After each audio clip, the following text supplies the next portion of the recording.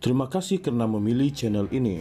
Sebelum kita mulakan video ini, sila pertimbangkan untuk menekan butang like, share, dan subscribe, dan aktifkan butang lonceng Anda agar Anda sentiasa mendapat info-info percuma pada setiap hari dari channel kami. Dan tinggalkan komen Anda karena komen Anda amatlah dihargai. Terima kasih.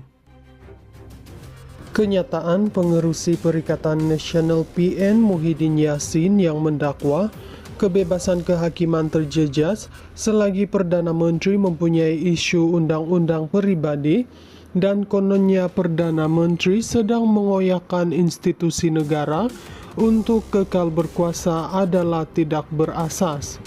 Dakwaan bahawa kebebasan kehakiman terjejas selagi Perdana Menteri menghadapi isu undang-undang peribadi adalah suatu kenyataan yang perlu dibukti serta disandarkan dengan fakta yang konkret, bukan tuduhan rambang. Hakikat bahawa seorang Perdana Menteri atau mana-mana individu berjawatan tinggi dihadapkan dengan proses undang-undang sivil sebenarnya adalah petanda kuat kepada kebebasan badan kehakiman.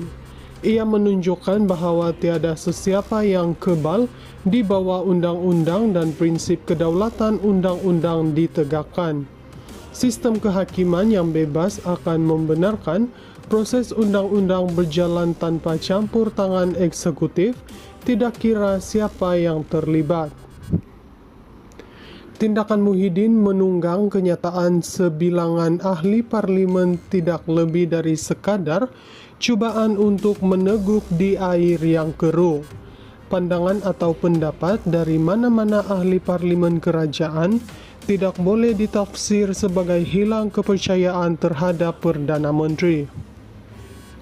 Sepanjang tempoh kerajaan Madani mentadbir negara, kita telah saksikan betapa ramai ahli parlimen kerajaan telah memberi pandangan dan pendapat mereka secara terbuka terhadap dasar dan pendekatan kerajaan di dalam pelbagai isu. Itulah bukti nyata kekuatan kerajaan pada hari ini yang memperaku serta meraihkan perbezaan pandangan dalam konteks sebuah negara yang mengamalkan demokrasi yang sebenarnya jauh beza dengan Muhyiddin yang memilih untuk menutup parlimen satu ketika dahulu kerana tidak berani berhadapan dengan ahli-ahli parlimen pembangkang. Justeru perbezaan terbuka sebegini adalah amalan biasa yang diraihkan secara terbuka oleh kerajaan Madani sebagai mengangkat prinsip kematangan dalam politik. Budaya begini ternyata bukan amalan biasa. Gerombolan yang diketuai Muhyiddin justeru muncul tafsiran yang tempang dari beliau. Menghubungkan isu populariti Perdana Menteri dengan dasar-dasar seperti peluasan cukai jualan dan perkhidmatan SST atau kenaikan tarif elektrik dengan dakwaan mengukuhkan cengkaman terhadap institusi juga jauh meleset.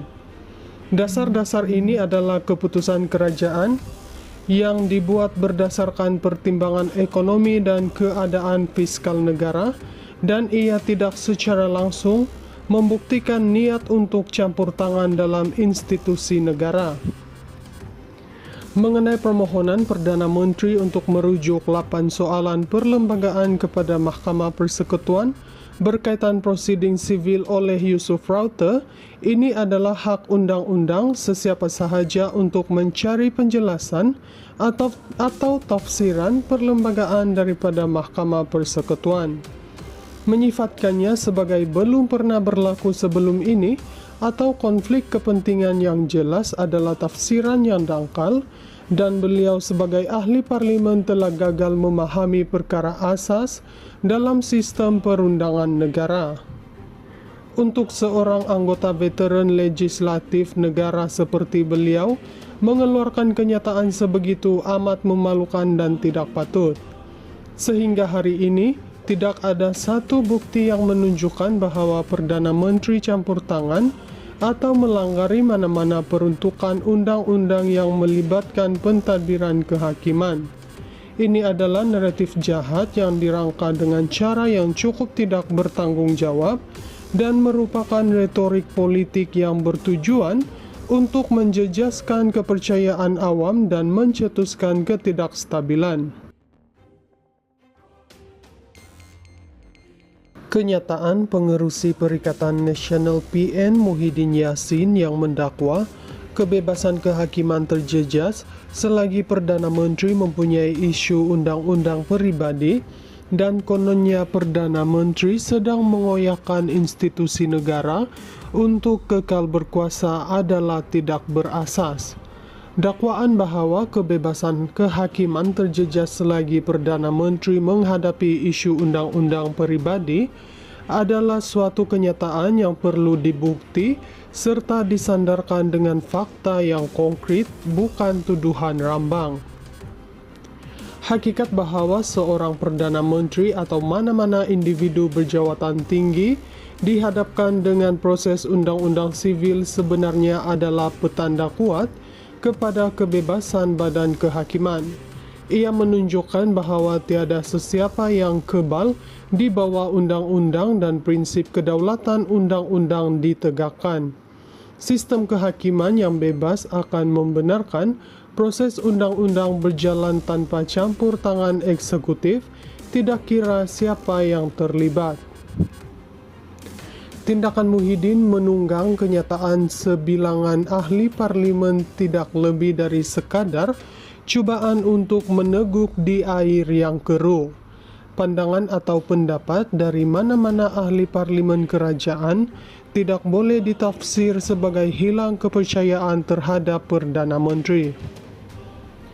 Sepanjang tempoh kerajaan Madani mentadbir negara, kita telah saksikan betapa ramai ahli parlimen kerajaan telah memberi pandangan dan pendapat mereka secara terbuka terhadap dasar dan pendekatan kerajaan di dalam pelbagai isu.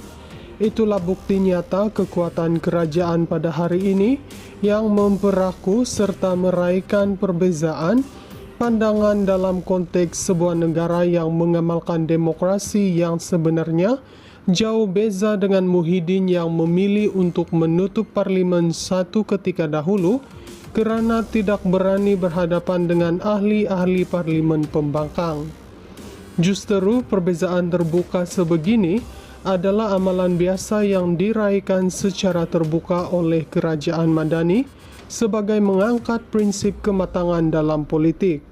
Budaya begini ternyata bukan amalan biasa. Gerombolan yang diketuai Muhyiddin justru muncul tafsiran yang timpang dari beliau. Menghubungkan isu populariti Perdana Menteri dengan dasar-dasar seperti peluasan cukai jualan dan perkhidmatan SST atau kenaikan tarif elektrik dengan dakwaan mengukuhkan cengkaman terhadap institusi juga jauh meleset. Dasar-dasar ini adalah keputusan kerajaan yang dibuat berdasarkan pertimbangan ekonomi dan keadaan fiskal negara, dan ia tidak secara langsung membuktikan niat untuk campur tangan dalam institusi negara.